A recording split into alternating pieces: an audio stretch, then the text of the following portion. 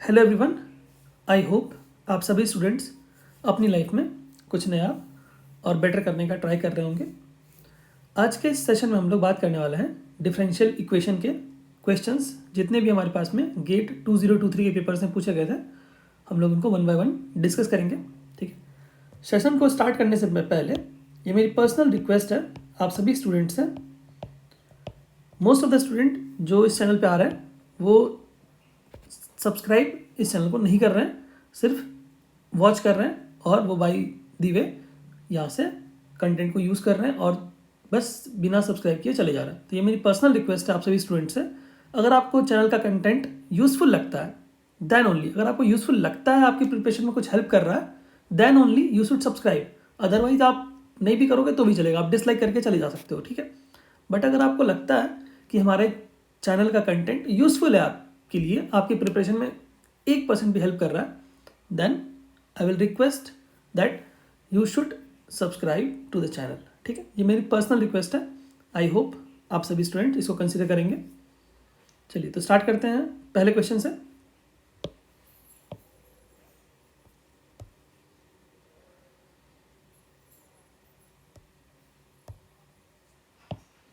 जो हमारा पहला क्वेश्चन है, ये क्वेश्चन पूछा गया था केमिकल इंजीनियरिंग के पेपर में सिंगल मार्क के लिए। ठीक है, देखते हैं इस क्वेश्चन को। क्वेश्चन हमारे पास में क्या है, the position xt of a particle at constant omega is described by the equation. एक हमारे पास में डिफरेंशियल इक्वेशन गिवन है और वो बोला जा रहा है कि वो किसी पार्टिकल का पोजीशन बताएगा x ऑफ t पोजीशन पे। ठीक है, एट कॉन्स्टेंट ओमेगा। ठीक है, एक डिफरेंशियल इक्वेशन गिवन है जो कि सेकेंड ऑर्डर का इक्वेशन है। ठीक है, इनिशियल कंडीशन हमारे पास में गिवन है। ठीक है, ये एक कंडीशन है और एक ये कंडीशन है। ठीक है, the position of the particle at t equal to 3π/ओमेगा पे हमें बताना है। ठीक, तो अगर आप गौर से देखेंगे इस इक्वेशन को, डिफरेंशियल इक्वेशन को, तो आपको दिखेगा कि ये हमारे पास में सेकेंड ऑर्डर का डिफरेंशियल इक्वेशन है। तो इसको सॉल्व करने के लिए हम क्या कर सकते हैं, जो हमारा कैरेक्टरिस्टिक इक्वेशन वाला पार्ट है जिसे अपन क्या करते हैं, रूट्स निकालते हैं, फिर उसके बाद उसको सॉल्व करते हैं, तो हम उसी मेथड को अप्लाई करेंगे यहाँ पर।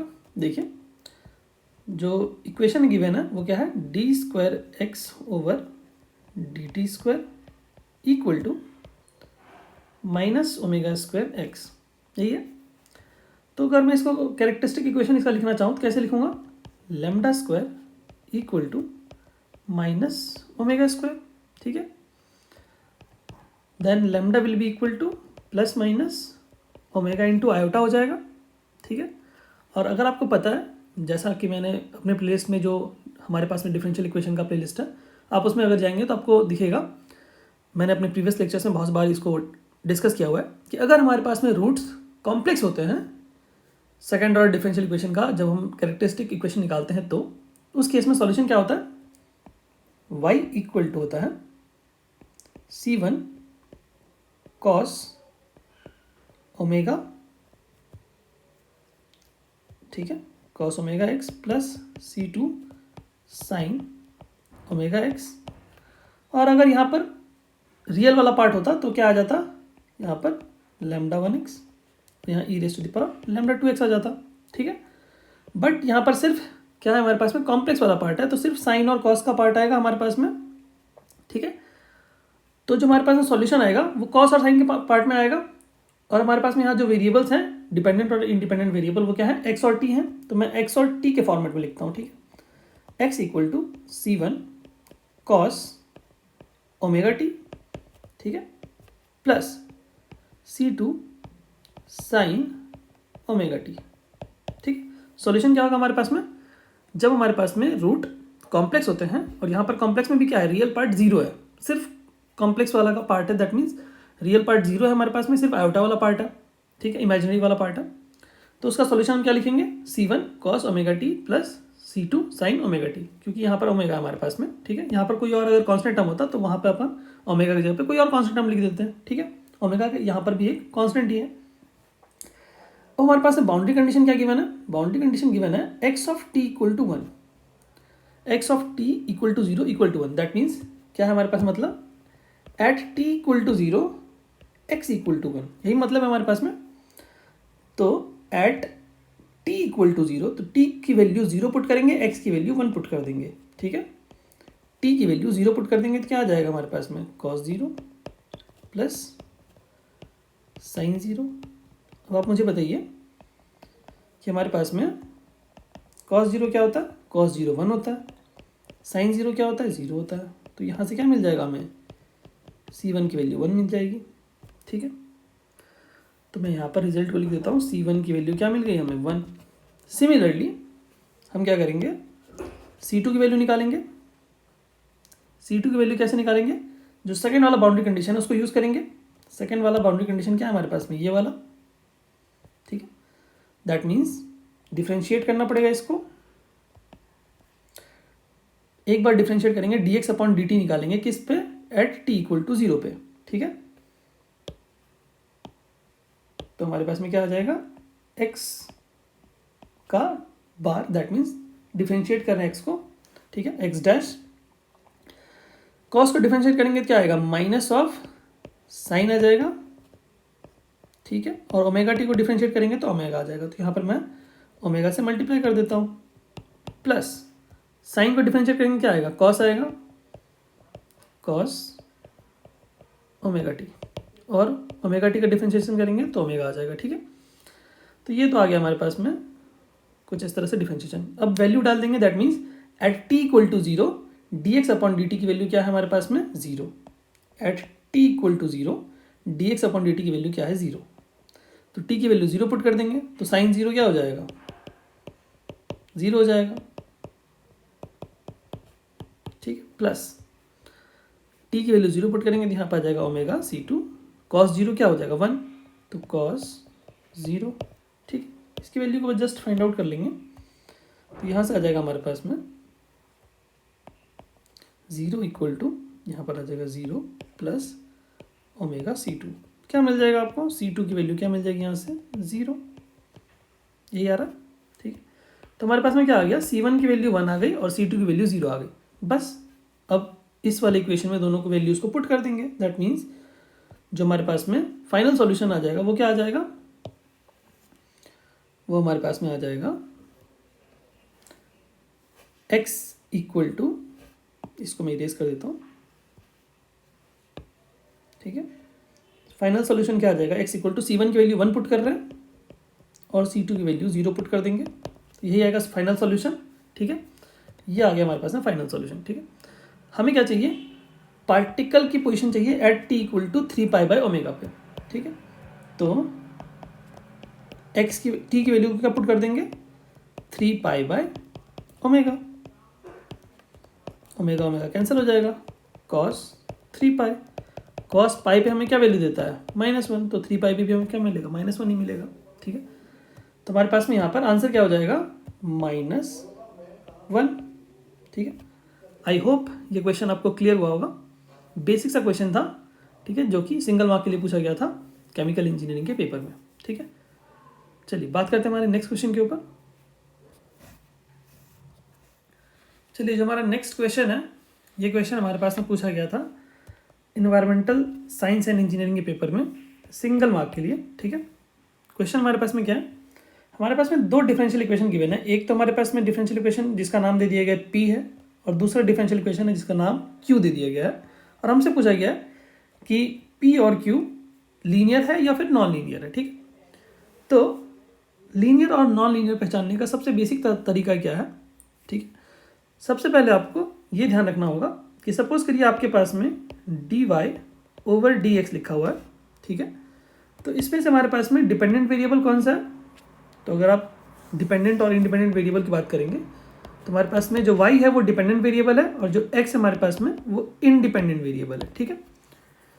तो आपको एक पॉइंट याद रखना है कि हमारे पास में जो डिपेंडेंट वेरिएबल है वो और उसका डेरिवेटिव दोनों का मल्टीप्लिकेशन एक साथ में अगर आता है, इन that case that differential equation will be non linear differential equation, ठीक है। ये एक बात होगी। दूसरी बात क्या है हमारे पास में कि अगर हमारे पास में जो डिपेंडेंट वेरिएबल है वो ट्रांसीडेंटल फंक्शन इन्वॉल्व नहीं होना चाहिए उसमें, ठीक है। दैट मीन्स सपोज करिए साइन वाई, दैट मीन्स अगर y हमारे पास में डिपेंडेंट वेरिएबल है और उसके साथ में ट्रांससेंडेंटल फंक्शन इन्वॉल्व अगर हो गया, सपोज करिए cos y या फिर e raise to the power y, अगर y डिपेंडेंट वेरिएबल है तो इन दैट केस, अगर y के साथ में डिपेंडेंट वेरिएबल ट्रांससेंडेंटल फंक्शन अगर इन्वॉल्व हो जाता है, अगर y डिपेंडेंट वेरिएबल है तो in that case that equation will be non linear. But अगर सेम केस में अगर मैं बोलूँ कि अगर हमारे पास में y एक इंडिपेंडेंट वेरिएबल है और उसके साथ में अगर कोई ट्रांससेंडेंटल फंक्शन इन्वॉल्व होता है, दैट मीन्स अगर सपोज करिए cos y अगर हो गया और अगर y इंडिपेंडेंट वेरिएबल है उस केस में, तो फिर वो लीनियर हो जाएगा, तो फिर वो नॉन लीनियर नहीं होगा। ठीक है, दैट मीन्स कि हमारे पास में अगर कोई भी डिफरेंशियल इक्वेशन जिसमें डिपेंडेंट वेरिएबल ट्रांससेंडेंटल फंक्शन के साथ में इन्वॉल्व हो रहा है वो नॉन लीनियर हो जाएगा।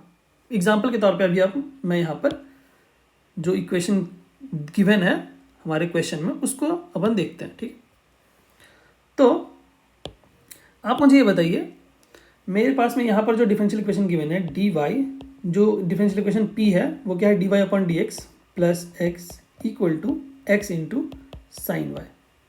अब आप मुझे बताइए यहाँ पर क्या बोलते, डिपेंडेंट वेरिएबल क्या है, यहाँ पर डिपेंडेंट वेरिएबल है y और इंडिपेंडेंट वेरिएबल है x। ठीक है, तो आप मुझे बताइए यहाँ पर डिपेंडेंट वेरिएबल के साथ में क्या हो रहा है, यहाँ पर इन्वॉल्व हो रहा है transcendental function, that means trigonometric function.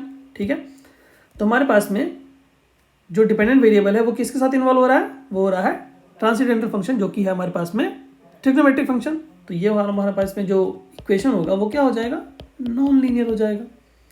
But on the same hand हमारे पास में यहाँ पर जो सेकेंड वाला डिफरेंशियल इक्वेशन है, दैट मीन्स जो q है dy upon d x plus x into y equal to e raise to the power x into y. अब आप मुझे ये बताइए कि यहाँ पर डिपेंडेंट वेरिएबल क्या है, यहाँ पर डिपेंडेंट वेरिएबल y है और इंडिपेंडेंट वेरिएबल क्या है, x है। तो जो transcendental function that means exponential function involve हो रहा है वो किसके साथ इन्वॉल्व हो रहा है, वो हो रहा है x के साथ में, दैट मीन्स इंडिपेंडेंट वेरिएबल के साथ में ई रेस टू पावर x है, दैट मीन्स x क्या है, इंडिपेंडेंट वेरिएबल है। तो हमारे पास में यहाँ पर वो डिपेंडेंट वेरिएबल के साथ में इन्वॉल्व नहीं हो रहा है, दैट मीन्स ये क्या हो जाएगा, हमारे पास में एक लीनियर डिफरेंशियल इक्वेशन हो जाएगा। ठीक है, यहाँ तो आप जो इसका डिग्री तो दोनों में ही 1 है हमारे पास में, लेकिन जो इन्वॉल्वमेंट है डिपेंडेंट वेरिएबल का ट्रांससेंडेंटल फंक्शन के साथ में वो भी आपको चेक करना पड़ता है। ठीक है, तो ये जो मैंने 2 बेसिक क्राइटेरिया बताए ये आपको ध्यान रखना है। ठीक है, यहाँ पर फर्स्ट वाले का तो इसका तो यूज़ नहीं हुआ है, but most of the cases में यहाँ पर इसका भी इन्वॉल्वमेंट होता है। यहाँ पर सिर्फ ये जो डिपेंडेंट वेरिएबल है और ट्रांससेंडेंटल फंक्शन का इन्वॉल्वमेंट होता है वो यहाँ पर गिवन था। ठीक है, तो उससे केस से हमारे पास में क्या हो जाएगा, जो p है वो क्या है, नॉन लीनियर है और जो q क्या है वो लीनियर है। ठीक है, दैट मीन्स ऑप्शन बी क्या हो जाएगा, करेक्ट आंसर हो जाएगा। ठीक है, आई होप ये क्वेश्चन आपको समझ में आया होगा। बेसिक सा अंडरस्टैंडिंग है जो आपको याद रखना है लीनियर और नॉन लीनियर डिफरेंशियल इक्वेशन का। ठीक है, चलिए आई होप ये क्वेश्चन आपको क्लियर हुआ होगा। अगर आपको कोई भी डाउट होता है तो आप क्या कर सकते हैं, कमेंट बॉक्स में कमेंट करके बता सकते हैं। ठीक है, मैं कोशिश करूँगा उसको क्लियर करने की। ठीक, चलिए जो हमारा नेक्स्ट क्वेश्चन है, ये क्वेश्चन भी पूछा गया था इन्वायरमेंटल साइंस एंड इंजीनियरिंग के पेपर में, बट ये क्वेश्चन पूछा गया था 2 मार्क्स के लिए। ठीक है, देखते हैं इस क्वेश्चन को। क्वेश्चन हमारे पास में है सेकेंड ऑर्डर डिफरेंशियल इक्वेशन, हमारे पास में ओडी गिवन है सेकेंड ऑर्डर का। ठीक है, हैज़ वैल्यूज, हमारे पास में बाउंड्री कंडीशंस गिवन है और हमें पूछा गया है the value of y at x equal to 1। तो इस टाइप का क्वेश्चन आपको second order homogeneous differential equation का क्वेश्चन आपको भर के मिलेगा प्रीवियस ईयर्स के क्वेश्चंस में। अगर आप PYQ सॉल्व करते हो, अगर आप देखना चाहते हो आप प्लेलिस्ट में जाइए हमारे चैनल के, वहाँ पर आपको 2018, 19, 17, 21, 22 सब के आपको डिफरेंट ब्रांचेस में जो भी क्वेश्चंस पूछे गए थे डिफरेंशियल इक्वेशन के, आपको सॉल्यूशन मिल जाएगा। ठीक है, तो वहाँ पर आपको दिखेगा कि सेकेंड ऑर्डर ODE का होमोजीनियस डिफरेंशियल इक्वेशन का क्वेश्चंस बहुत आता है, तो आपको सॉल्यूशन पता होगा इस तरह कैसे करते हैं अपन। अगर नहीं है तो आप एक बार प्लेलिस्ट में जाइए, आपको समझ में आएगा कि अपन क्या करते हैं। अपन जो भी डिफरेंशियल इक्वेशन गिवन होता है उसको अपन क्या करते हैं, कैरेक्टरिस्टिक इक्वेशन उसका निकालते हैं। कैसे निकालते हैं, देखिए d² upon dx² minus dy over dx minus 2y equal to 0। सबसे पहले आपने क्या लिखा, जो डिफरेंशियल इक्वेशन है उसको लिख दिया। ठीक है, अब आप क्या करेंगे, अब हमारे पास में क्या है कि इसका अपन कैरेक्टरिस्टिक इक्वेशन निकालेंगे, लैम्डा के टर्म्स में लिख देंगे इसको, lambda square minus lambda minus 2 equal to 0। ठीक, इसका रूट्स क्या क्या आएगा बताइए मुझे। तो अगर मैं इसका रूट्स निकालने की कोशिश करूँ तो क्या आएगा हमारे पास में, यहाँ पर आ जाएगा हमारे पास -2 लैम्डा और यहाँ पर अपन लिख देते हैं माइनस प्लस लैम्डा। ठीक है, तो ये आ गया। तो इसको अपन सॉल्व करेंगे तो आएगा यहाँ से हमारे पास में, मिडिल टर्म स्प्लिटिंग कर रहे हैं अपन। ठीक है, तो हमारे पास में आ जाएगा लैम्डा इक्वल टू 1 -1 आएगा सॉरी एंड 2 आएगा। ठीक, तो जब भी हमारे पास में डिस्टिंक्ट रूट आता है दैट मीन्स ये रूट्स हमारे पास में क्या है, डिस्टिंक्ट है।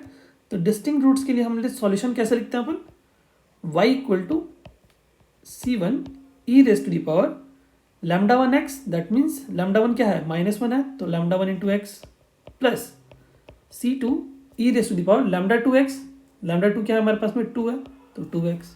ये आ गया हमारे पास में सॉल्यूशन इस डिफरेंशियल इक्वेशन का। अब अपन क्या करेंगे, बाउंड्री कंडीशन लगाएंगे।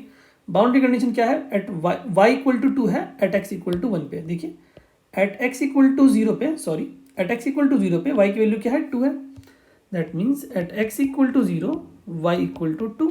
ये फर्स्ट बाउंड्री कंडीशन है, तो पुट कर दीजिए y की वैल्यू 2 और x की वैल्यू 0 पुट करेंगे, क्या आएगा, e रेस्ट पावर 0 हमारे पास में क्या आ जाएगा 1 आ जाएगा। ठीक है, तो यहाँ से हमारे पास में आ जाएगा c1 plus c2 equal to 2। Second boundary condition क्या है, at x equal to 0 dy over dx equal to 1। तो अब हमें क्या करना पड़ेगा, dy ओवर dx निकालना पड़ेगा। तो dy ओवर dx निकालेंगे सबसे पहले अब हम लोग, उसके बाद वैल्यू को पुट करेंगे। तो ये हमारे पास में क्या आ जाएगा, dy ओवर dx निकालेंगे, dy over dx equal to हो जाएगा minus of c1 e raise to the power minus of x plus 2 into c2 e raise to power 2x। Boundary condition क्या है, at x equal to 0 at x equal to 0 dy over dx equal to 1, यही है।